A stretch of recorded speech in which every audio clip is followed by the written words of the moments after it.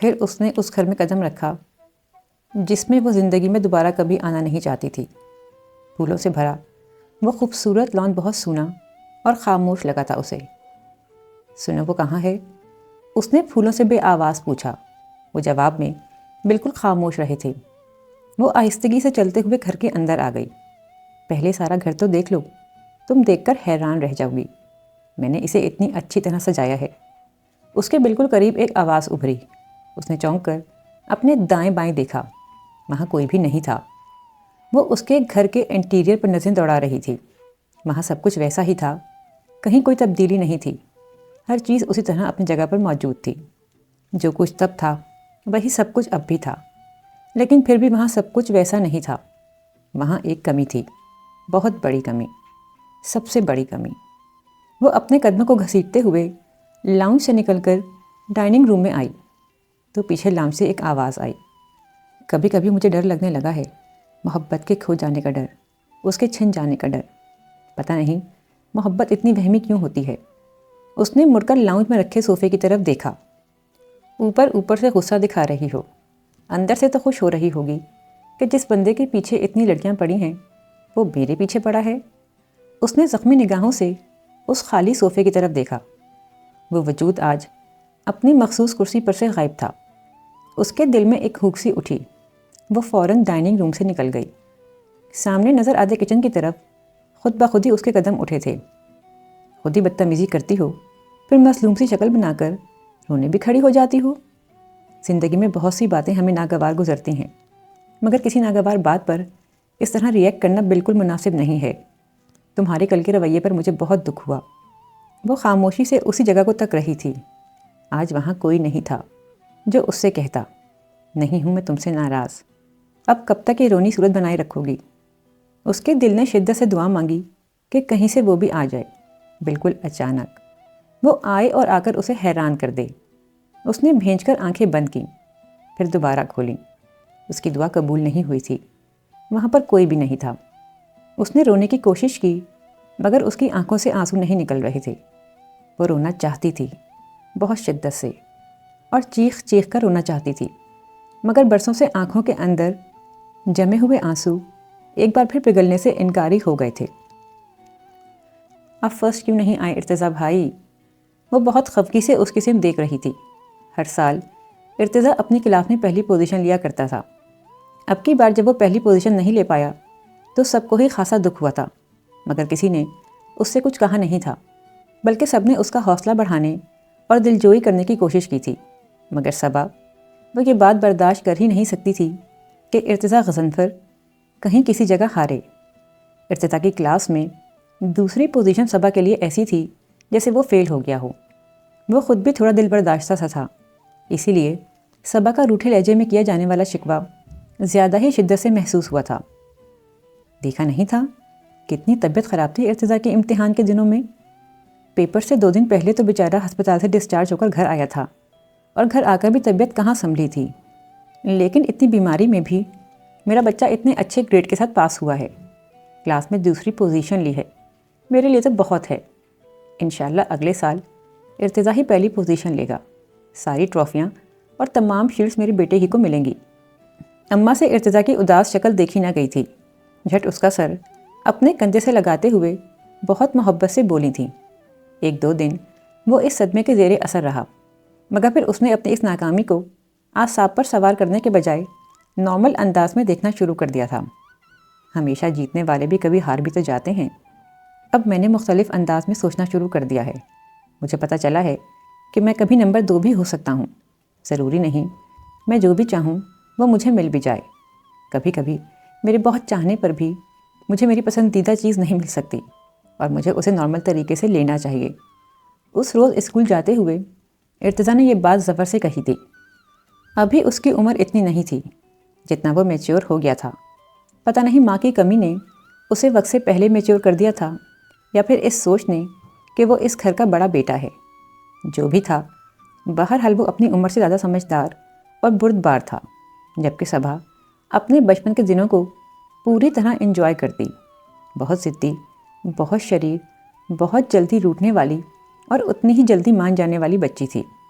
وہ ارتضیٰ سے 7 سال چھوٹی تھی، مگر ان دونوں کی آپس میں دوستی بہت تھی. ان کی دلچسپیاں اور مشاغل بھی قریب قریب ایک جیسے تھے.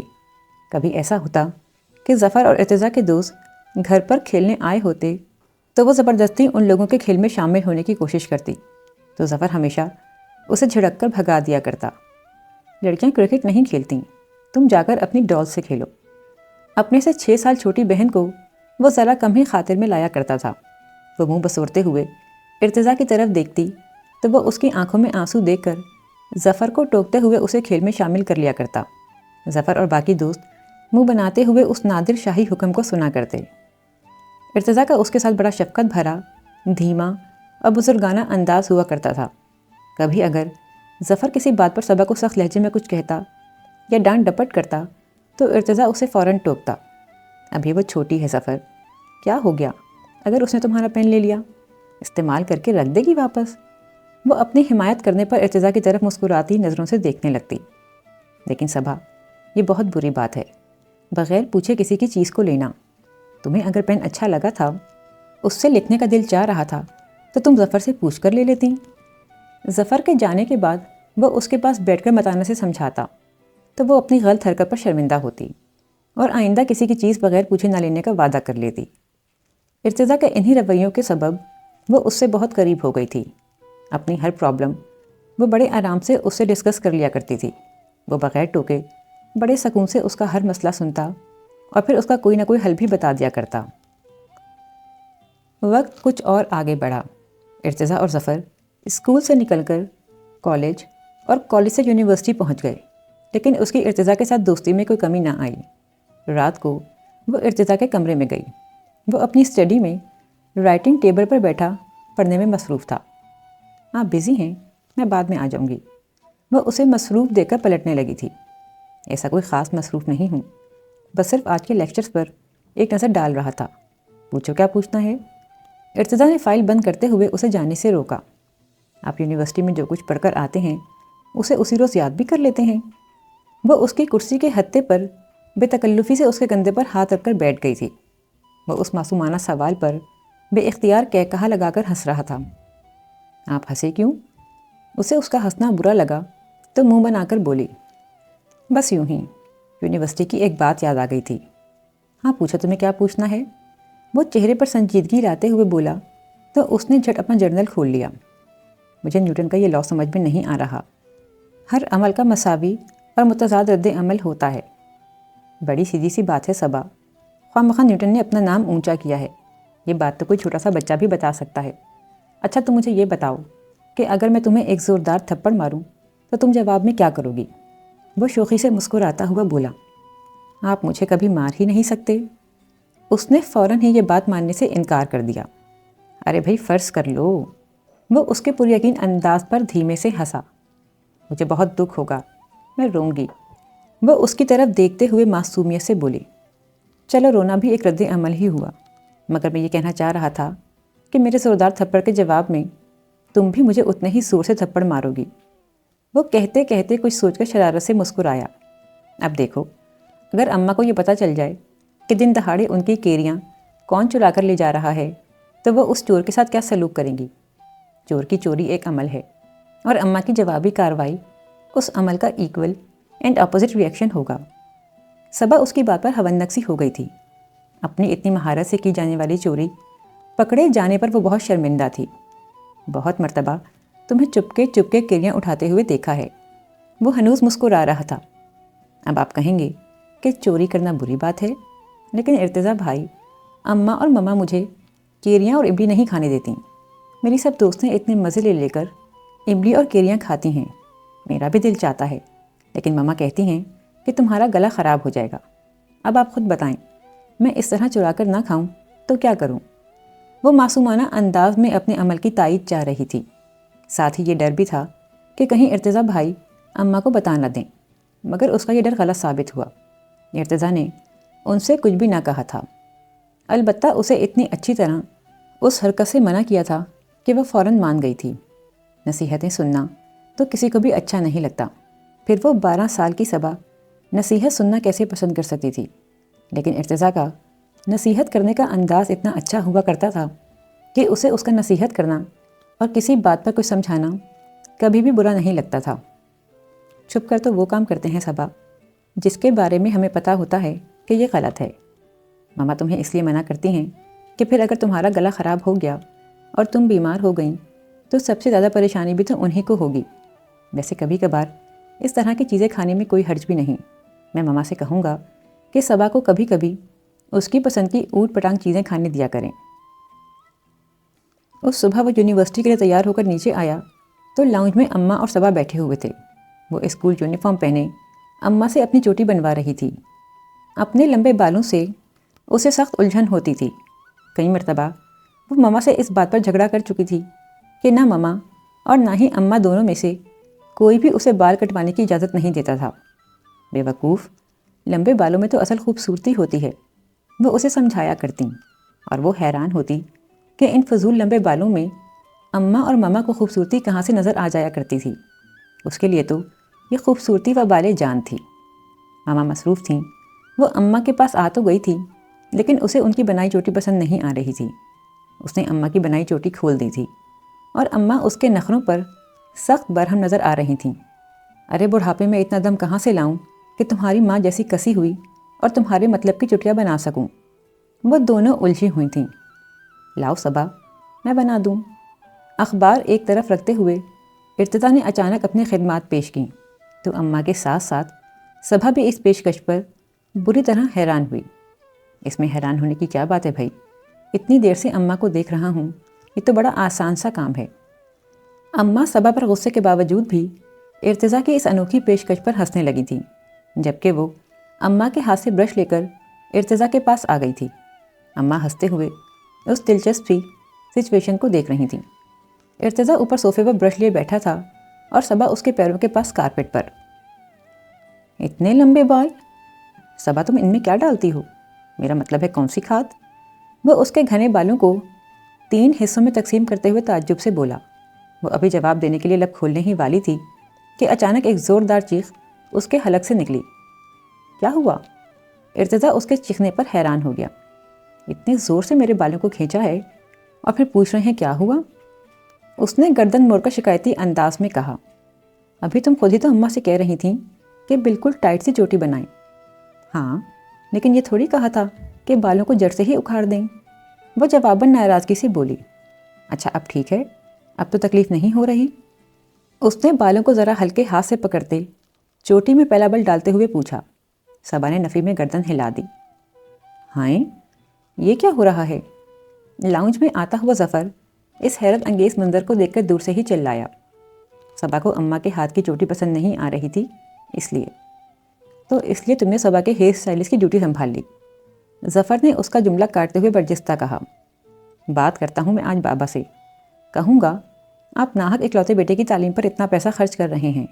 وہ موصوف تو مستقبل میں بیوٹی سیلون کھولنے کا ارادہ رکھتے ہیں۔ ارتضیٰ اس کے مذاق اڑانے پر برا مانے بغیر اپنے کام میں مشغول رہا۔ تھینک یو ارتضیٰ بھائی، اتنی اچھی طرح کس کر چوٹی باندھی ہے آپ نے، اب سارا دن میرا آرام سے گزر جائے گا۔ ارتضیٰ نے 7-8 بل دے کر بال اس کے حوالے کیے تو وہ جلدی جلدی چوٹی میں بل ڈالتے ہوئے بولی۔ اب تو میں روزانہ آپ سے ہی چوٹی بنوایا کروں گی۔ اس نے اپنی کمر سے بھی نیچے آتی ہوئی چوٹی کو بینڈ لگاتے ہوئے اعلان کیا تو ارتضیٰ کانوں کو ہاتھ لگاتے ہوئے بولا، نا بابا نام، آئندہ کے لیے سوری۔ بھائی اور اپنے ٹیلنٹ کا مظاہرہ کرو ان محترمہ کے سامنے، اب مشکل ہی ہے کہ یہ بلا تمہارا پیچھا چھوڑ دے۔ وہ اپنے لیے بلا کا لفظ سنتے ہی ظفر سے لڑنے مرنے پر تیار ہو گئی تھی۔ یوں ہی لڑتے جھگڑتے وہ لوگ ناشتے کے لیے ڈائننگ روم میں آ گئے۔ آج تو ہماری ماما صبح ہی صبح بہت خوش نظر آ رہی ہیں۔ ظفر نے پتہ نہیں کس بات سے یہ اندازہ لگایا تھا۔ بہت صحیح اندازہ لگایا ہے آپ نے برخوردار، ڈیڈی نے مسکراتے ہوئے کہا۔ انس کا رات فون آیا تھا، وہ لوگ اگلے ہفتے پاکستان آ رہے ہیں۔ ڈیڈی نے اب کی بار اماں کو مخاطب کیا تھا۔ ماما کی بے تحاشا خوشی کا سبب صبا سمیت سبھی کو فوراً سمجھ میں آ گیا تھا۔ انس ماموں آ رہے ہیں، یعنی کہ سمن پاکستان آ رہی ہے۔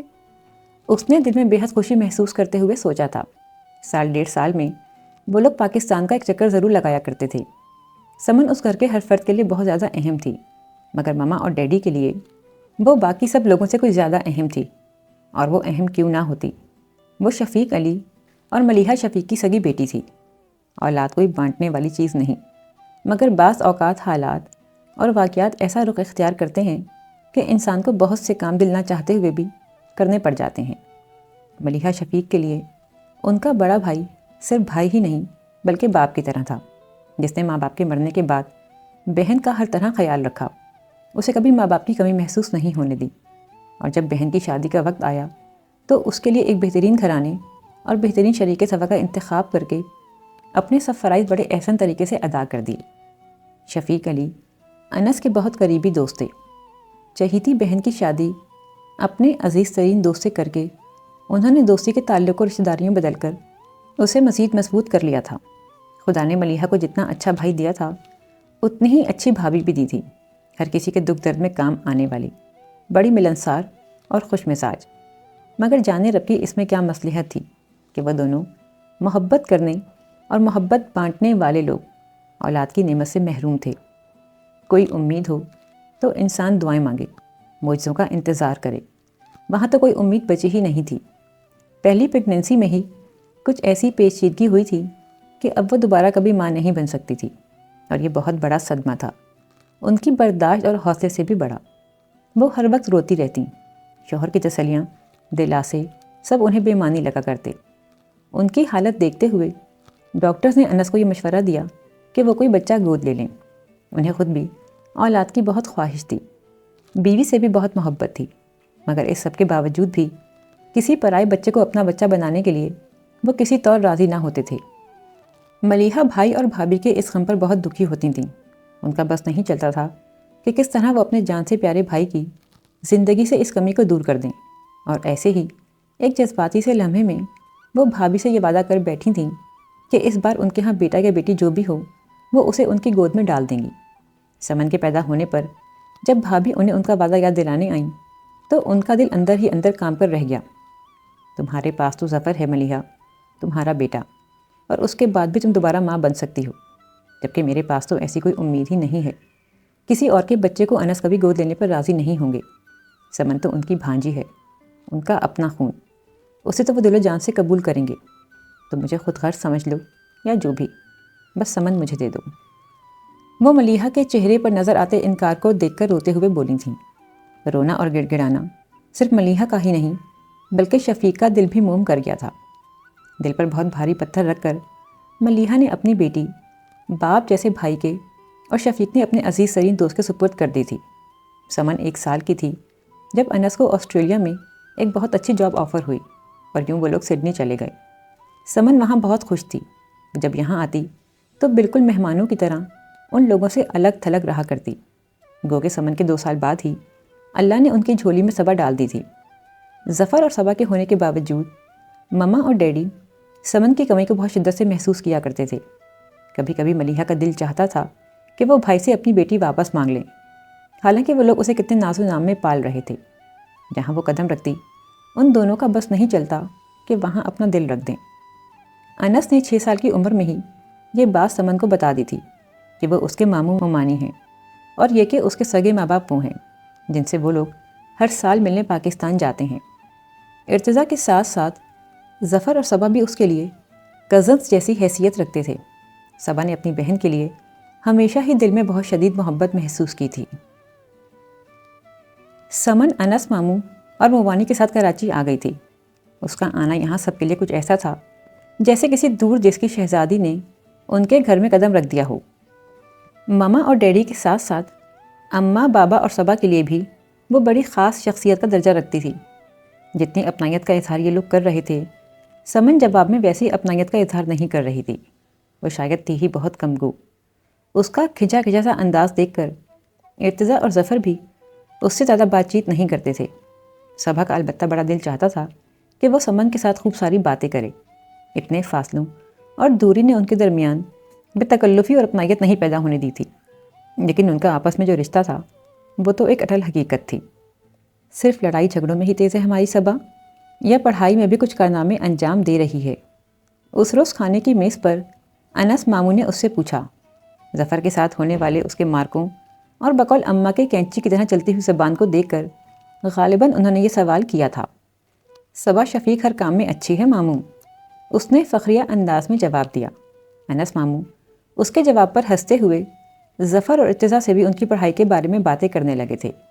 ماما ان لوگوں کی باتوں سے لا تعلق سمن کے لاٹ اٹھانے میں مصروف تھیں۔ اصرار کر کر کے وہ مختلف ڈشز اس کے آگے رکھ رہی تھیں۔ سارا سال وہ ان دنوں کا انتظار کرتی تھیں جب سمن ان کے پاس ہوتی تھی۔ یہ تھوڑے سے دن کتنی جلدی گزر جاتے تھے، اور اب کی بار تو ان لوگوں کا قیام ہمیشہ سے بھی زیادہ مختصر تھا، کیونکہ سمن کی خواہش پر انس ماموں اسے مصر گھمانے لے جا رہے تھے۔ چنانچہ چند دن کراچی میں گزار کر ان لوگوں کو قاہرہ نکل جانا تھا۔ سمن نے صبا کو بتایا تھا کہ اس نے اپنی ہسٹری کی کتاب میں مصر کے بارے میں کافی کچھ پڑھا ہے، اور اسی وجہ سے اسے وہاں جانے کا بہت شوق ہے۔ اس نے حسرت سے سمن کی طرف دیکھا۔ صرف 14 سال کی عمر میں پتہ نہیں اس نے کیا کیا پڑھ ڈالا تھا۔ کم از کم صبا کو تو ہسٹری میں قطعاً کوئی دلچسپی نہیں تھی۔ انس ماموں سے باتوں کے دوران ہی بابا نے یہ انکشاف کر کے کہ وہ ارتضیٰ کو آنرز کے بعد مزید تعلیم کے لیے لندن بھیجنے کا ارادہ رکھتے ہیں، صبا کے آسان خطا کر دیے تھے۔ ایسی کوئی بات اس سے پہلے تو اس کے علم میں کبھی نہیں آئی تھی۔ ارتضیٰ کا انداز بھی ایسا تھا جیسے وہ اس بات سے پہلے سے باخبر تھا، اور یقیناً بے حد خوش بھی۔ وہ کھانے کے بعد اس کے پیچھے پیچھے اس کے کمرے میں آ گئی۔ آپ نے کبھی مجھے بتایا بھی نہیں کہ بابا آپ کو پڑھنے کے لیے باہر بھیجنے والے ہیں؟ وہ اندر آتے ہی شکایتی انداز میں بولی۔ اس بارے میں پہلے سے کیا شور مچاتا، بس ایک روز بابا نے پوچھا کہ کیا تم لندن جا کر پڑھنے میں انٹرسٹڈ ہو، اور میں نے ہاں کر دی۔ اور پھر صبا، ابھی تو میرے جانے میں بہت وقت پڑا ہے۔ اس نے حسب معمول بڑی نرمی سے اس کے سوال کا جواب دیا۔ آپ مت جائیں نا ارتضیٰ بھائی، پاکستان میں رہ کر بھی تو پڑھائی کی جا سکتی ہے۔ وہ اس کے بچگانہ سے اصرار پر آہستگی سے ہنسا۔ ابھی تو اس میں بہت دن پڑے ہیں، تم کیوں بلا وجہ اس بات کو سر پر سوار کر رہی ہو؟ جاؤ جا کر سمن کو کمپنی دو، وہ اتنی دور سے تم سے ملنے آئی ہے، ارتضیٰ نے رسانیت سے کہا۔ وہ ارتضیٰ کے سمجھانے پر وقتی طور پر بہل گئی تھی۔ دوسرے یہ بات بھی ذہن میں تھی کہ جب جانے کا وقت آئے گا تو میں انہیں جانے نہیں دوں گی۔ ہمیشہ کی طرح سمن تھوڑے سے دن رہ کر واپس چلی گئی۔ کتنے دنوں تک مما بات بے بات اس کا ذکر کر کے روتی رہی تھیں۔ اچھا تو تم یہاں ہو، میں سارے گھر میں تمہیں ڈھونڈتا پھر رہا تھا۔ ظفر نے کچن میں آتے ہوئے ارتضیٰ کو مخاطب کیا تھا۔ ہاں، میں اور صبا مل کر پین کیک بنا رہے ہیں، آ جاؤ تم بھی، تمہاری بھی دعوت کر دیتے ہیں، کیا یاد کرو گے تم بھی؟ اس نے سر گھما کر ظفر سے کہا۔ سوئمنگ کے لیے نہیں چل رہے؟ میں تو تمہیں اسی لیے ڈھونڈ رہا تھا۔ ظفر اور ارتضیٰ اکثر سوئمنگ کے لیے شام میں ایک ساتھ ہی جایا کرتے تھے۔ موڈ تو تھا میرا جانے کا، لیکن اب صبا سے پین کیک بنانے کا وعدہ کر لیا ہے تو وعدہ تو پورا بھی کرنا پڑے گا۔ وہ خاموشی سے کھڑی ارتضیٰ اور ظفر کی گفتگو سن رہی تھی۔ ظفر اس کے انکار پر کندھے اچکاتا کچن سے باہر چلا گیا، اور وہ دونوں ایک مرتبہ پھر پین کیک بنانے میں مصروف ہو گئے تھے۔ اسے خود تو بنانا نہیں آتا تھا، وہ تو بس ارتضیٰ کو کام کرتے ہوئے دیکھے جا رہی تھی، اور خود ارتضیٰ ذہن پر زور ڈال کر اب کیا کرنا ہے اور کیا ڈالنا ہے کا ورد کیے جا رہا تھا۔ بڑی کوششوں اور جان توڑ محنت کے باوجود بھی جو چیز تیار ہوئی تھی اسے پین کیک کے علاوہ سب کچھ کہا جا سکتا تھا۔ وہ خود ہی اپنے بنائے ہوئے اس عجوبے کا مذاق اڑانے اور منہ بنا بنا کر اسے کھانے میں پیش تھا۔ صبا پین کیک کے بارے میں اس کے دلچسپ تبصروں کو انجوائے کر رہی تھی۔ ارتضیٰ اکثر یونیورسٹی سے سیدھا بابا اور ڈیڈی کے پاس آفس چلا جایا کرتا تھا۔ بابا چاہتے تھے کہ دوران تعلیم ہی ارتضیٰ بزنس کے اتار چڑھاؤ اور عملی زندگی کی دشواریوں سے آگاہ ہو جائے اور انہیں حل کرنا بھی سیکھ جائے۔ چاہتے تو وہ یہ بھی تھے کہ ظفر بھی ارتضیٰ ہی کی طرح آفس آیا کرے، لیکن ظفر کو بزنس میں ذرا بھی دلچسپی نہیں تھی۔ وہ فزکس میں آنرز کر رہا تھا، اور اپنے متعلقہ مضمون کے علاوہ اسے کسی چیز میں دلچسپی نہیں تھی۔ بابا اور ڈیڈی دونوں ہی بچوں پر روک ٹوک اور پابندیاں لگانے کے خلاف تھے۔ ڈیڈی کی کتنی خواہش تھی کہ ظفر MBA کرے، لیکن جب اس نے فزکس میں ماسٹرز کرنے کی خواہش کا اظہار کیا تو انہوں نے اسے خوشی خوشی اجازت دے دی۔ ارتضیٰ کا آنرز مکمل ہوتے ہی بابا نے اس کے لندن جانے کے تمام انتظامات مکمل کر دیے تھے۔ وہ لندن اسکول آف اکنامکس میں MSc کرنے جا رہا تھا۔ صبا اس کے جانے کا سن کر بہت روئی تھی۔ وہ اسے روکنے کی ہر ممکن کوشش کر رہی تھی۔ آپ مت جائیں ارتضیٰ بھائی، آپ چلے گئے تو پھر مجھے میتھس کون پڑھائے گا، اور ہسٹری میں جو اتنی ساری ڈیٹس یاد کرنی پڑتی ہیں وہ کون یاد کروائے گا؟ وہ ارتضیٰ کا ہاتھ پکڑ کر ملتجیانہ لہجے میں بولی۔ اس وقت لاؤنج میں اماں، مما اور ظفر بھی موجود تھے۔ ارتضیٰ اس کے کندھے پر پیار سے ہاتھ رکھ کر بردباری سے سمجھانے لگا، میں پرومس لے کر جاؤں گا ظفر سے، وہ تمہیں ڈانٹے گا بھی نہیں اور پڑھائی میں ہیلپ بھی کیا کرے گا۔ مگر وہ اس کی کوئی بات سمجھنے کے لیے تیار نہیں تھی۔ اب صبا، میں کوئی ہمیشہ کے لیے تھوڑی جا رہا ہوں، تم دیکھنا اتنی جلدی 2 سال گزریں گے اور میں واپس تم لوگوں کے پاس آ جاؤں گا۔ وہ اس کے آنسو صاف کرتے ہوئے یقین دلانے لگا۔ ہاں، اگر وہاں کسی میم نے اپنے چنگل میں نہ پھنسا لیا تو۔ ظفر نے بڑی برجستگی سے کہتے ہوئے ایک نظر اماں کے چہرے پر ڈالی۔ مرے، میرا بیٹا ایسا نہیں ہے، اماں نے بڑی یقین اور اعتماد سے کہا تھا۔ یعنی یہ طے ہے کہ آپ جائیں گے ضرور، میرے روکنے سے بھی نہیں رکیں گے۔ وہ گفتگو کا موضوع تبدیل ہوتا دیکھ کر چڑچڑے پن سے بولی۔ ارتضیٰ نے بڑی بے بسی سے اس کی طرف دیکھا۔ وہ اسے ناراض کر کے نہیں جانا چاہتا تھا۔ اس وقت بھی اس کا ہاتھ تھامے آنکھوں میں آنسو اور ناراضگی لیے بیٹھی تھی۔ صبا، کیا تمہارا دل نہیں چاہتا کہ تمہارے ارتضیٰ بھائی خوب سارا پڑھیں؟ مما نے اسے پاس بٹھاتے ہوئے پیار سے پوچھا۔ دل تو چاہتا ہے مما، مگر… لیکن مما نے اس کی بات مکمل نہیں ہونے دی تھی۔ اگر مگر کچھ نہیں، کبھی کبھی اپنے بہت پیاروں کو ان کی بہتری اور فائدے کے لیے خود سے دور بھیجنا پڑتا ہے۔ اگر تمہیں ارتضیٰ سے پیار ہے تو تمہیں اسے خوشی خوشی رخصت کرنا چاہیے۔ ارتضیٰ نے تشکر آمیز نظروں سے ماما کی طرف دیکھا تھا۔ اپنے اس 13 سال کی نٹکھٹ اور ضدی سی کزن کو جو بات وہ نہیں سمجھا پا رہا تھا وہ ماما نے سمجھا دی تھی۔ ایئرپورٹ پر جب وہ سب لوگ ارتضیٰ کو الوداع کہنے آئے تو وہ پلکیں جھپکا جھپکا کر اپنے آنسو روک رہی تھی۔ میں تمہیں پابندی سے خط لکھا کروں گا صبا، اور فون بھی بہت جلدی جلدی کیا کروں گا، بالکل پکا پرومس کر رہا ہوں۔ وہ اس کا ہاتھ تھام کر محبت بھرے انداز میں بولا۔ اب وہاں پر بھی ہمیشہ فرسٹ پوزیشن لیا کیجیے گا ارتضیٰ بھائی، جیسے یہاں پر لیتے تھے۔ اس کی آنکھوں سے ایک دم ہی آنسو بہنا شروع ہو گئے تھے۔ اسے روتا دیکھ کر اماں کو بھی رونے کا بہانہ مل گیا تھا۔ کیا ہو گیا ہے آپ لوگوں کو؟ وہ جنگ لڑنے تو نہیں جا رہا، بجائے ہنسی خوشی اسے رخصت کرنے کے آپ لوگ آنسوؤں کے ساتھ رخصت کر رہے ہیں۔ ڈیڈی نے فوراً اماں کو ٹوکا، پھر وہ چلا گیا تو جیسے اپنے ساتھ ساری رونقیں بھی لے گیا۔ وہ دن میں کئی مرتبہ اسے یاد کر کر کے رویا کرتی تھی۔ پڑھنے بیٹھتی اور کوئی چیز سمجھ میں نہ آتی تو جھٹ رونا شروع کر دیا کرتی۔ حالانکہ ارتضیٰ کے جانے کے بعد ظفر اس کا بہت خیال رکھنے لگا تھا، ڈانٹ ڈپٹ اور لڑائی جھگڑا بھی بہت کم کر دیا تھا، لیکن ارتضیٰ کی کمی کو تو کوئی بھی پوری نہیں کر سکتا تھا۔ فون پر ارتضیٰ سے زیادہ تفصیلی بات نہیں ہو پاتی تھی، لیکن وہ اسے خوب لمبا چوڑا خط لکھا کرتی تھی۔ ظفر اس کے خطوط کی لمبائی چوڑائی کا بہت مذاق اڑاتا تھا۔ اس رات وہ ارتضیٰ کو خط لکھنے بیٹھی تھی۔ ڈھیر ساری باتوں کے بعد جب اس نے ہمیشہ کی طرح خط کے اختتام میں یہ جملے تحریر کیے: ارتضیٰ بھائی، میں آپ کو بہت مس کرتی ہوں، مجھے آپ کے بغیر گھر میں بالکل مزہ نہیں آتا، آپ بس جلدی سے واپس آ جائیں۔ لکھنے کے ساتھ ہی اسے پتہ نہیں کیوں خود ہی اپنے لکھے ہوئے جملوں پر اعتراض ہوا۔ اس نے وہ پورا صفحہ پھاڑ کر ڈسٹ بن میں ڈال دیا، لیکن وہ خود ہی اپنی اس حرکت پر بہت حیران تھی۔ وہ اس سے پہلے جیسی بے تکلفی سے بات نہیں کر پاتی تھی۔ ارتضیٰ کا انداز تو پہلے جیسا ہی ہوا کرتا تھا، لیکن صبا شفیق اب شاید بڑی ہو گئی تھی۔ یہ اس کا اسکول میں آخری سال تھا جب اسے ارتضیٰ سے جھجک محسوس ہونی شروع ہوئی تھی۔ وہ اب گھر والوں کے سامنے بھی اس کا ذکر سوچ سمجھ کر کرنے لگی تھی۔ پتہ نہیں ارتضیٰ نے اس تبدیلی کو محسوس کیا تھا یا نہیں، مگر خود اس نے تو اپنی اس تبدیلی کو بڑی شدت سے محسوس کیا تھا۔ اب وہ خود پر حیران ہوتی تھی کہ کیسے ارتضیٰ کے جانے پر اس نے ننھے بچوں کی طرح رونا دھونا مچایا تھا۔ وہ اب بھی پہلے کی طرح اسے شدت سے یاد آتا تھا۔ وہ اب بھی اسے یاد کر کے بری طرح رویا کرتی تھی، لیکن اپنے کمرے میں سب سے چھپ کر۔ اب جب وہ اسے یاد کر کے روتی تو اس کا دل چاہتا کہ کسی اور کو اس کے رونے کا پتہ نہ چلے۔ ارتضیٰ کا MSc کا پہلا سال مکمل ہو گیا تھا۔ بابا نے اسے چھٹیوں میں پاکستان آنے کے لیے کہا۔ سبھی کا اسے دیکھنے اور اس سے ملنے کا بہت دل چاہ رہا تھا، لیکن ارتضیٰ نے اگلی فون کال پر اماں اور بابا سے اپنے دوستوں کے ساتھ آسٹریلیا جانے کی اجازت مانگی تھی۔ اماں اور بابا دونوں ہی نے اسے فوراً اجازت دے دی۔ اسٹوڈنٹ لائف کی یہ بے فکری پھر اسے کہاں ملے گی؟ اچھا ہے وہ اپنے دوستوں کے ساتھ زندگی کی خوبصورتیوں کو انجوائے کر، ہمارے پاس تو اسے پھر ہمیشہ ہی رہنا ہے۔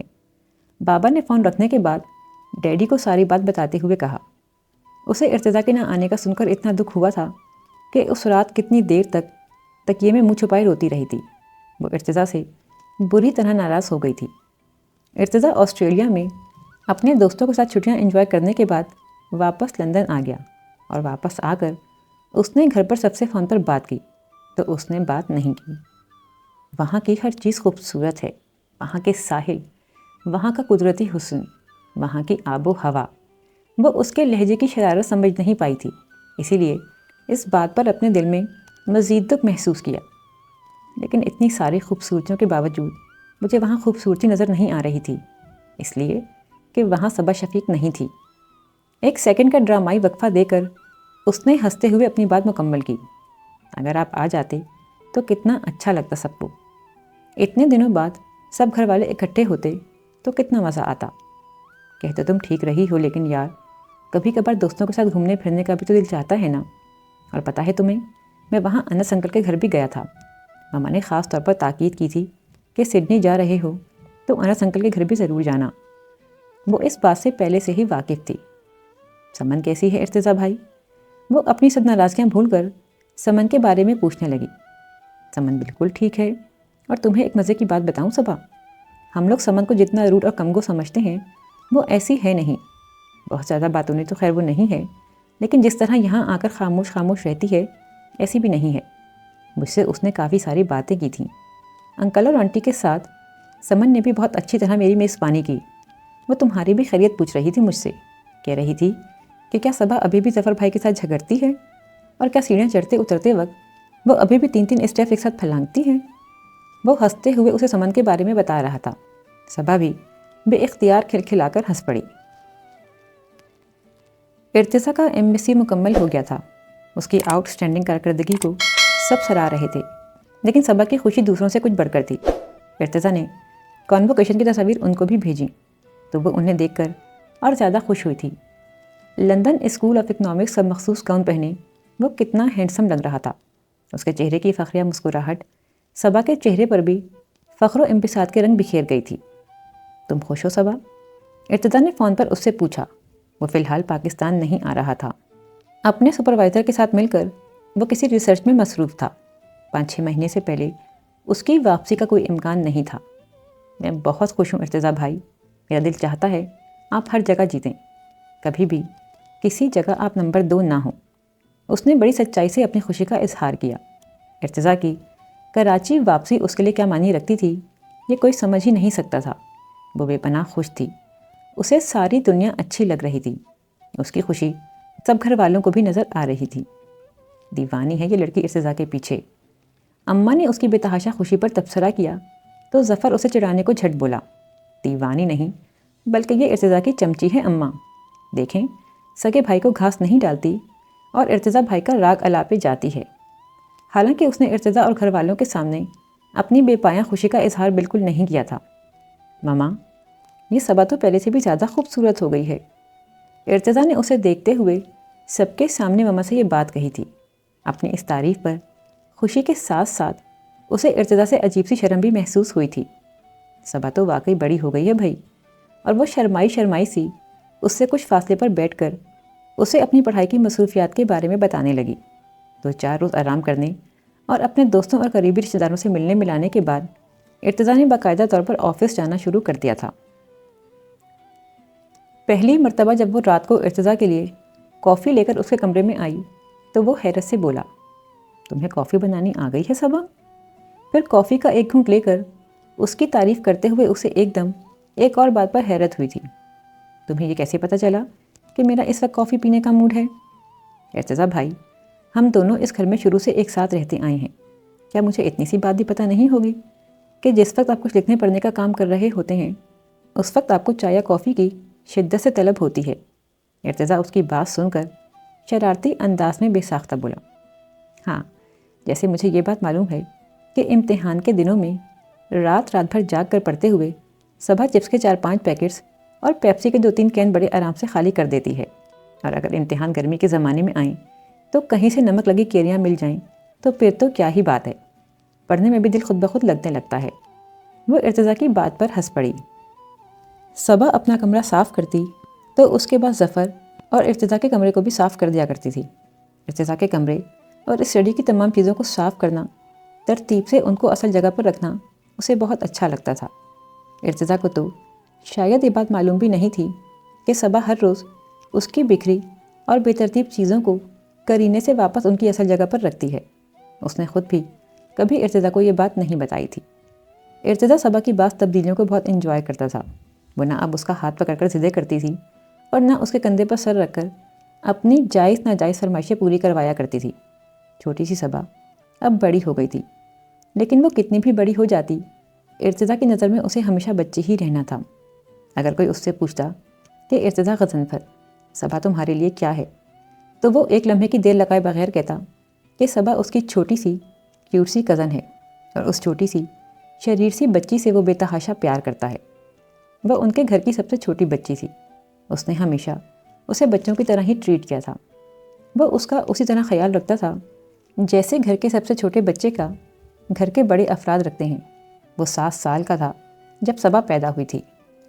اف، یہ موٹو مجھ سے تو نہیں اٹھتی۔ ظفر کبھی لاڈ میں اسے گود میں اٹھا بھی لیتا تو تھوڑی ہی دیر میں منہ بناتے ہوئے اسے کوٹ میں واپس لٹا دیتا، لیکن ارتضیٰ کو اسے گود میں لینا اور پیار کرنا بہت اچھا لگتا تھا۔ یہ جیتی جاگتی گڑیا تو اسے اپنے سب کھلونوں سے زیادہ پیاری تھی۔ اس قدر نخرے تو اس کے شاید مما اور ڈیڈی نے بھی نہیں اٹھائے تھے جتنے ارتضیٰ نے اٹھائے تھے۔ جیسے جیسے وہ بڑی ہوتی گئی، ارتضیٰ سے اس کی قربت بڑھتی چلی گئی۔ وہ اپنے چھوٹے چھوٹے مسئلے اس کے پاس لے کر آتی۔ کبھی کبھار تو وہ اس کی بچگانہ باتوں پر چڑھ بھی جاتا، مگر کچھ کہہ کر اس کا دل توڑنا اسے کبھی اچھا نہیں لگا تھا۔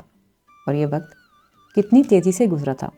وہ چھوٹی سی بچی بڑی ہو گئی تھی، لیکن اس کے لیے صبا آج بھی وہی صبا تھی، معصوم سی، ضدی سی، شرارتی سی بچی۔ مما جو دن رات سمن کو یاد کر کے آنسو بہاتیں اور اکثر بھائی باورچ سے بیٹی کو واپس مانگ لینے کا سوچا کرتی تھیں، ان کی یہ خواہش بہت تکلیف دہ انداز میں پوری ہو گئی تھی۔ ان کی پیاری اور لاڈلی سمن واپس ان کے پاس آ گئی تھی، مگر اس کا یہ آنا خوشیوں کے ساتھ نہیں ہوا تھا۔ وہ آنسوؤں کے ساتھ واپس ان کے پاس آئی تھی، اور انہوں نے بھی اس کا استقبال آنسوؤں کے ساتھ ہی کیا تھا۔ کتنا بڑا غم کا پہاڑ ٹوٹا تھا مما اور سمن پر۔ انس، ماموں اور مومانی کا ایئر کریش میں انتقال ہو گیا تھا۔ مما کی سمجھ میں نہیں آ رہا تھا کہ سمن کو تسلی اور دلاسے دیں یا خود اپنے آپ کو۔ وہ جان سے عزیز بھائی جس سے انہیں اس قدر محبت تھی کہ اپنے جگر کا ٹکڑا اس کے حوالے کر دیا تھا۔ اس کی جدائی کا دکھ کوئی معمولی دکھ نہیں تھا۔ ڈیڈی سمن کو اپنے ساتھ کراچی لے آئے تھے۔ روتی ہراساں سی سمن، وہ سمن لگ ہی نہیں رہی تھی جس سے وہ لوگ واقف تھے۔ سب سے الگ تھلگ وہ سارا دن کمرے میں پڑی رہتی تھی۔ یہاں پر سب اس کے اپنے تھے، اس کے خونی رشتے، مگر وہ ان سب کو اجنبی نگاہوں سے تکا کرتی تھی۔ مما اپنا غم بھلا کر سمن کی دلجوئی میں لگ گئی تھیں۔ گھر کا ہر فرد دل و جان سے اسے خوش رکھنے اور یہ احساس دلانے میں کہ یہ اس کا اپنا گھر ہے مصروف تھا۔ صبا سمن کو کسی بھی وقت اکیلا نہیں رہنے دیتی تھی۔ اکثر وہ اسے زبردستی کمرے سے نکال کر باہر لے آتی، اور اگر وہ سختی سے انکار کرتی تو پھر وہ خود بھی وہیں اس کے پاس ہی بیٹھ جایا کرتی اور اپنے کالج اور دوستوں کے اوٹ پٹانگ سے اسے سنانا شروع ہو جاتی۔ اس نے ہمیشہ ہی سمن کے لیے اپنے دل میں بہت محبت محسوس کی تھی۔ رات کی تنہائی میں جب وہ گھٹ گھٹ کر بے آواز روتی تو صبا بری طرح بے چین ہو جایا کرتی تھی۔ سمن، میں تمہاری بہن ہوں، سگی بہن۔ تم چھپ چھپ کر اکیلے رونے کے بجائے میرے گلے لگ کر کیوں نہیں روتی؟ تم اپنے دکھ اور اپنے آنسو مجھ سے شیئر کرو سمن۔ اس رات اسے کمبل نے منہ چھپائے خاموشی سے آنسو بہاتا دیکھ کر وہ رہ نہیں پائی تھی۔ سمن ایک دم ہی اس کے بازو پر سر رکھ کر پھوٹ پھوٹ کر رو پڑی۔ ممی پاپا کے بغیر زندگی میں کچھ نہیں رہا صبا۔ ماموں اور مومانی کا غم بہت بڑا ہے سمن، مگر تم یہ بھی تو سوچو کہ اس غم کو جھیلنے کے لیے تم تنہا نہیں ہو۔ ہم سب تمہارے ساتھ ہیں، تم ہمارے دل کے بہت قریب ہو۔ تمہارے آنسو مما اور ڈیڈی سے لے کر اس گھر کے ہر فرد کو دکھ میں مبتلا کرتے ہیں۔ وہ چھوٹی ہو کر بڑی بہنوں کی طرح اسے خود سے لگائے بڑے پیار سے سمجھا رہی تھی، دلاسے دے رہی تھی۔ پتہ نہیں اس کے لفظوں میں کوئی جادو تھا اور اس کے انداز میں والہانہ پن اور وارستگی اس شدت کی تھی کہ سمن ساری اجنبیت اور غیریت بھلا کر اس رات سارا وقت اس کے گلے لگ کر اپنے سب غم ہلکے کرتی رہی تھی۔ صبح وہ کالج کے لیے تیار ہو رہی تھی جب سمن کی آنکھ کھلی تھی۔ سو جاؤ، ابھی سے مت اٹھو، اپنی نیند پوری کر لو، رات بھر کی جاگی ہوئی ہو۔ تم بھی تو میرے ساتھ جاگی تھیں۔ سمن کمبل ایک طرف ہٹاتے ہوئے اٹھ کر بیٹھ گئی۔ میری تو مجبوری ہے یار، کالج نہ جانا ہوتا تو کبھی نہ اٹھتی اتنی جلدی۔ وہ ڈریسنگ ٹیبل کے آگے کھڑی خود پر ایک طائرانہ نظر ڈالتے ہوئے کلائی پر گھڑی باندھ رہی تھی۔ ویسے تمہیں میرا تم کہنا اور تمہارا نام لینا برا تو نہیں لگتا نا؟ پہلے کی بات دوسری تھی، پہلے تو تم مجھ سے کزن کی حیثیت سے ملا کرتی تھیں، لیکن اب تو تم میری بڑی بہن ہو، اور وہ بھی پورے 2 سال بڑی بہن۔ سمن نے اس کی بات پر ہنستے ہوئے نفی میں سر ہلایا۔ یعنی تمہیں برا نہیں لگتا؟ یہ اچھا ہے، ورنہ اگر تم خود کو بجو یا آپ ہی کہلواتی تو پھر مجھے خواہ تمہارا احترام کرنا پڑ جاتا، اور پھر یار احترام کے لیے ارتضیٰ بھائی اور ظفر بھائی کافی ہیں، تم تو بس صرف میری دوست ہو۔ اس نے سمن کے چہرے پر اتنے دنوں میں پہلی مرتبہ ایک اپنائیت بھرا تاثر ابھرتا ہوا دیکھا تھا۔ ڈیڈی نے سمن کی مرضی سے اس کا کراچی یونیورسٹی میں ایڈمیشن کروا دیا تھا، یوں اس کی تعلیم کا منقطع ہو جانے والا سلسلہ پھر سے جڑ گیا تھا۔ آپ دونوں میں سے کوئی کافی پیے گا؟ کمرے کا دروازہ کھول کر اندر جھانکتے ہوئے اس نے سمن اور ظفر سے پوچھا۔ وہ دونوں اس وقت صبا ہی کے کمرے میں بیڈ پر بیٹھے کارڈ کھیلنے میں مصروف تھے۔ ظفر اپنی عادت اور مزاج کے خلاف سمن کا بہت زیادہ خیال رکھ رہا تھا۔ اس وقت بھی یقیناً وہ اس کا دل بہلانے ہی کے لیے اس کے ساتھ کارڈز کھیل رہا تھا۔ تم کیا اپنے لیے کافی بنانے جا رہی ہو؟ سمن نے گردن گھما کر سوال پوچھا تو وہ انکار میں سر ہلاتے ہوئے بولی، نہیں، ارتضیٰ بھائی کے لیے کافی بنا رہی ہوں۔ وہ اتنی رات کو تم سے کافی بنوا کر پیتے ہیں؟ سمن نے تعجب سے پوچھا۔ اس تعجب میں ناگواری بھی چھپی ہوئی تھی۔ رات کے 12 بجے ارتضیٰ کا اپنی بہن سے کافی کی فرمائش کرنا اسے بہت برا لگا تھا۔ وہ کیوں کہے گا؟ اسے خود ہی شوق ہے اس کی چمچہ گیری کرنے کا۔ اصل میں یہ شروع ہی سے ارتضیٰ کی چمچی ہے، اس کے سامنے اپنے سگے بھائی تک کو خاطر میں نہیں لاتی۔ ابھی تمہیں آئے زیادہ دن نہیں ہوئے، اس لیے حیران ہو رہی ہو۔ آہستہ آہستہ تمہیں پتہ چلے گا کہ کیسے یہ سگے بھائی پر اپنے ارتضیٰ بھائی کو ترجیح دیتی ہے۔ ظفر نے پتہ پھینکتے ہوئے سمن کو آگاہ کرنے کی کوشش کی تھی۔ صبا اس حملے پر بلبلاتے ہوئے جھٹ کمرے کے اندر آ گئی۔ ارتضیٰ بھائی بہت اچھے ہیں سمن، تمہارے تو ہر سبجیکٹ ہی بہت مختلف ہیں، ورنہ تم دیکھتی کہ وہ پڑھائی میں تمہاری کتنی مدد کرتے۔ اتنے کیئرنگ اور نرم مزاج ہیں ارتضیٰ بھائی کہ میں تمہیں بتا نہیں سکتی۔ اپنی ذہانت اور علم پر انہیں بالکل بھی غرور نہیں ہے۔ آخری جملے خالصتاً ظفر کے لیے کہے گئے تھے۔ سمن اس کے طنز پر ہنستے ہوئے ظفر کو دیکھنے لگی تھی، جو صبا کو نو لفٹ کروا کر اپنی توجہ مکمل طور پر کارڈز کی جانب مبذول کر چکا تھا۔ ظفر ٹیکساس یونیورسٹی میں اپنے ایڈمیشن کے مراحل طے کرنے میں مصروف تھا۔ اس مصروفیت کے علاوہ فی الحال اس کے پاس کوئی دوسری مصروفیت نہیں تھی، اس لیے وہ آج کل وقت گزاری کے لیے آفس جانے لگا تھا۔ اپنی فراغت کا فائدہ اٹھا کر وہ صبح بھی کافی دیر سے سو کر اٹھتا تھا اور سمن یونیورسٹی جانے کے لیے اس کے نخرے بمشکل برداشت کرتی تھی۔ پھر ایک روز ارتضیٰ ہی اسے یونیورسٹی سے گھر لے آیا تھا، اور پھر یہ سلسلہ ایک دن پر ختم نہیں ہوا تھا۔ ارتضیٰ نے یہ ذمہ داری مستقل طور پر قبول کر لی تھی، بلکہ وہ صبح میں بھی اسے اپنے ساتھ ہی لے جانے لگا تھا۔ اسے یونیورسٹی چھوڑ کر وہ آفس چلا جاتا، جبکہ صبا ڈرائیور کے ساتھ کالج جاتی تھی۔ تمہیں مشکل ہوتی ہوگی ارتضیٰ، میری تو ایسی کوئی خاص مصروفیت بھی نہیں، سمن کو میں پک کر لیتا ہوں۔ ظفر نے ایک روز ارتضیٰ کے آفس کی مصروفیات کو دیکھتے ہوئے بڑی سنجیدگی سے کہا۔ مشکل کیسی یار، بلکہ اس میں تو میرا ہی فائدہ ہے۔ سمن کو چھوڑنے کے بہانے مجھے گھر پر لنچ کرنے کا موقع مل جاتا ہے۔ کچھ فاصلے پر بیٹھی سمن نے ارتضیٰ کو بہت حیرت سے دیکھا۔ بجائے احسان جتانے کے وہ الٹا اس بات کو اپنے فائدے کا باعث بتا رہا تھا۔ باقی گھر والوں سے سمن کی اب کافی بے تکلفی ہو گئی تھی، جبکہ ارتضیٰ کے ساتھ اس کی ایسی کوئی بے تکلفی نہیں تھی۔ وہ اکثر خود ہی اسے مخاطب کرتا تھا اور وہ اس کی بات کا سنجیدگی اور متانت سے جواب دے دیا کرتی تھی۔ لیکن اب جب سے وہ اسے پابندی سے یونیورسٹی چھوڑنے اور واپس لینے جانے لگا تھا تو اس کی ارتضیٰ کے ساتھ بھی ہلکی پھلکی گپ شپ ہونے لگی۔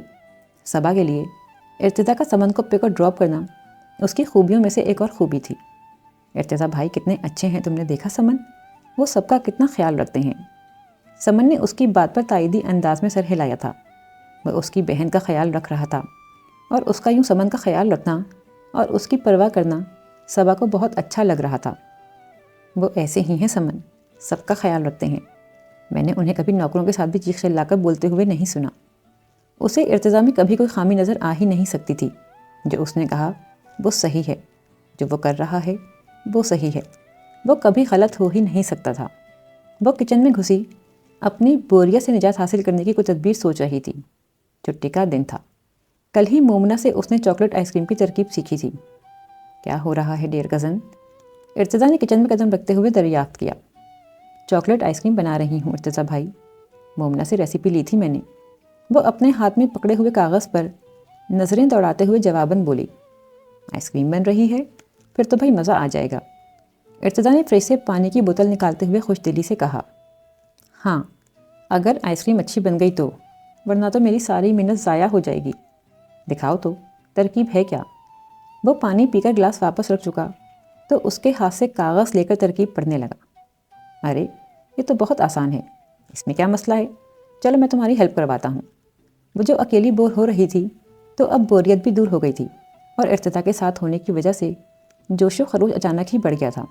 وہ دونوں باتیں کرتے ہوئے آئس کریم بنانے کی تیاری میں لگے ہوئے تھے جب سمن کچن میں آئی۔ کیا بن رہا ہے؟ ان دونوں کو اتنی سنجیدگی سے سر جوڑے دیکھ کر اس نے فوراً پوچھا۔ صبا آئس کریم بنا رہی ہے اور میں اس کی مدد کر رہا ہوں۔ ارتضیٰ نے گردن موڑ کر سمن کو بغور دیکھتے ہوئے جواب دیا۔ تمہیں صبا سے کام ہے یا مجھ سے؟ آپ نے کیسے اندازہ لگایا ارتضیٰ بھائی کہ میں کسی کام سے آئی ہوں؟ وہ بری طرح حیران ہوئی۔ حیران تو صبا بھی ہوئی تھی، کیونکہ خود اسے تو بالکل بھی ایسا نہیں لگا تھا کہ سمن کسی کام سے یہاں آئی ہے۔ کیسے اور کیوں میں کیا رکھا ہے، آپ کام بتائیے میں سمن۔ وہ اس کی حیرت کے جواب میں شوخی سے مسکراتے ہوئے بولا۔ مجھے آپ ہی سے کام ہے ارتضیٰ بھائی، لیکن اگر آپ اس وقت مصروف نہیں ہیں اور تھکے ہوئے بھی نہیں ہیں تو، اس نے ہچکچاتے ہوئے کہا۔ نہ میں مصروف ہوں اور نہ ہی تھکا ہوا ہوں، کہو کیا کام ہے؟ ارتضیٰ نے اس کی ہچکچاہٹ اور تکلف کے جواب میں اپنائیت اور آسانیت سے کہا۔ کل میرا ٹیسٹ ہے، مجھے اپنے دوست کے گھر سے ایک بک لانی ہے، اگر آپ مجھے وہاں لے چلیں تو۔ زیادہ دور نہیں ہے اس کا گھر، صرف 10-15 منٹ کی ڈرائیو ہے۔ شکر ہے اس کا گھر زیادہ دور نہیں ہے، اگر دور ہوتا تو میں تمہیں کبھی بھی لے کر نہیں جاتا۔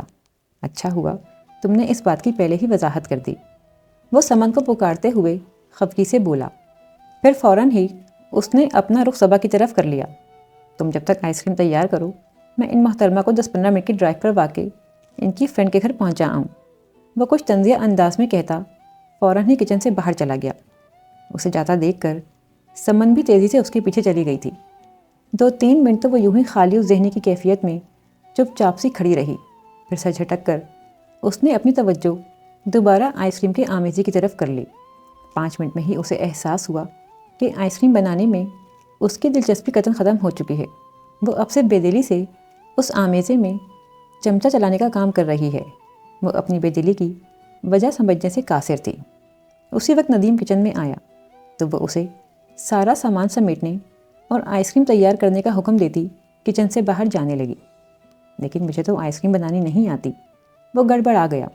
یہ کاغذ پر ساری ترکیب لکھی ہوئی ہے، اور اگر اچھی نہیں بھی بنی تو کون سا میں تمہیں پھانسی پر چڑھا دوں گی۔ وہ چڑچڑے پن سے اسے جواب دیتی اپنے کمرے میں چلی گئی۔ ارتضیٰ بھائی مجھے جلدی سے سبیکہ سے کتاب لانے کا کہہ کر گاڑی ہی میں بیٹھے رہے تھے، لیکن مزے کی بات یہ ہوئی کہ سبیکہ کا بھائی ارتضیٰ بھائی کا اسکول کا دوست نکل آیا۔ بہت اصرار سے اس نے انہیں اندر بلا لیا۔ ارتضیٰ اور سمن کافی دیر بعد واپس آئے تھے۔ کمرے میں آتے ہی وہ اس سے کچھ پوچھے بغیر ہی خود ہی بتانا شروع ہو گئی تھی۔ میگزین کے صفحے پلٹتے ہوئے بڑی بے توجہی سے اس نے سمن کی بات سنی۔ تمہاری آئس کریم کا کیا ہوا؟ سمن نے اس کی غیر معمولی خاموشی کو محسوس کیے بغیر پوچھا۔ بن گئی۔ سمن کے ہنستے مسکراتے چہرے پر ایک سنجیدہ سی نگاہ ڈالتے ہوئے اس نے مختصر جواب دیا۔ اس کا اس وقت سمن کے ساتھ بات کرنے کا بالکل بھی دل نہیں چاہ رہا تھا، جبکہ وہ باتیں کرنے کے موڈ میں نظر آ رہی تھی۔ تم اپنے ٹیسٹ کی تیاری کیوں نہیں کر رہی سمن؟ پھر اگر تمہارے مارکس اچھے نہیں آئے تو تم مجھے الزام دو گی کہ صبا نے مجھے باتوں میں لگائے رکھا تھا۔ وہ بظاہر مسکراتے ہوئے بولی۔ سمن کو بھی ایک دم اپنے ٹیسٹ کا خیال آ گیا، اسی لیے اس کی بات پر ہنستے ہوئے وہ رائٹنگ ٹیبل کی طرف بڑھ گئی۔ ارتضیٰ آئس کریم کی بات اکثر بھول گیا تھا۔ اس کا خیال تھا کہ وہ رات کے کھانے کے بعد مما کی بنائی کھیر کھانے کے بجائے آئس کریم کھانے کی فرمائش کرے گا، لیکن اس نے ایسا کچھ نہیں کہا تھا۔ شاید اپنے پرانے دوست سے ملنے کی خوشی میں اسے یہ بات یاد ہی نہیں رہی تھی۔